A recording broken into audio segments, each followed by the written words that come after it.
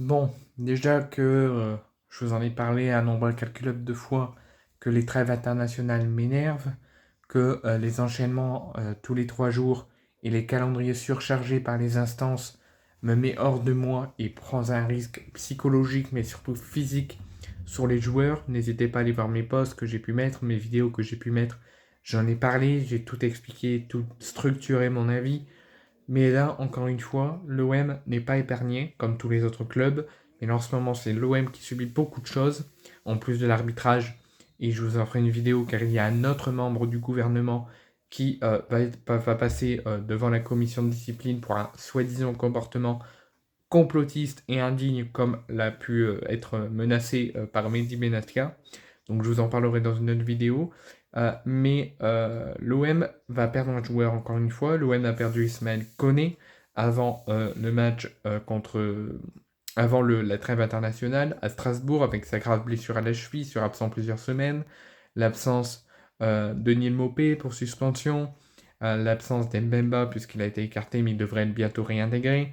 Enfin, l'OM subit surtout beaucoup de blessures en ce moment et aussi beaucoup de suspensions. Donc l'OM, avec un effectif compétitif au début, commence à continuer la saison avec un effectif de plus en plus réduit avec l'enchaînement des matchs, l'enchaînement des trêves internationales, donc avec l'enchaînement des blessures et aussi l'enchaînement et l'attitude inexplicable des arbitres envers l'OM et avec l'enchaînement donc des suspensions. Donc l'OM vit une saison mouvementée, que ce soit sur les blessures ou les suspensions. Là, je viens d'avoir l'information que un de nos internationaux qui joue en ce moment lors de cette trêve euh, s'est blessé. Il s'agit de Valentin Carboni, qui vit un début de carrière à l'OM très mouvementé et très difficile. Il n'a pas beaucoup de temps de jeu, il n'est pas beaucoup mis par Roberto De Zerbi. Et il n'a que joué 3 matchs titulaires d'affilée avant cette trêve, sinon c'était très peu de temps de jeu depuis l'arrivée de De Zerbi et depuis la fin de la préparation et le début de saison. Donc c'est pour ça que les journalistes n'arrêtaient pas d'interroger Roberto De Zerbi, est-ce qu'il fait vraiment partie des plans du coach italien, est-ce que l'OM n'a pas fait une erreur en le recrutant.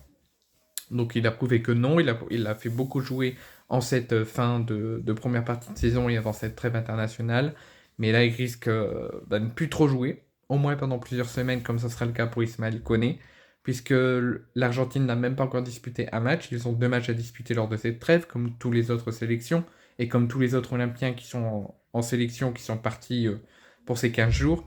Euh, Comme l'a pu être Quentin Merlin également lors de la trêve de septembre où il s'est blessé, qui à l'heure actuelle n'est toujours pas remis. Valentin Carboni va quitter le rassemblement, va déclarer forfait pour ces 2 rencontres, puisqu'il a subi un traumatisme au genou. Rien de grave pour le moment, il va passer des examens sur Marseille, on risque d'en savoir plus dans les prochains jours.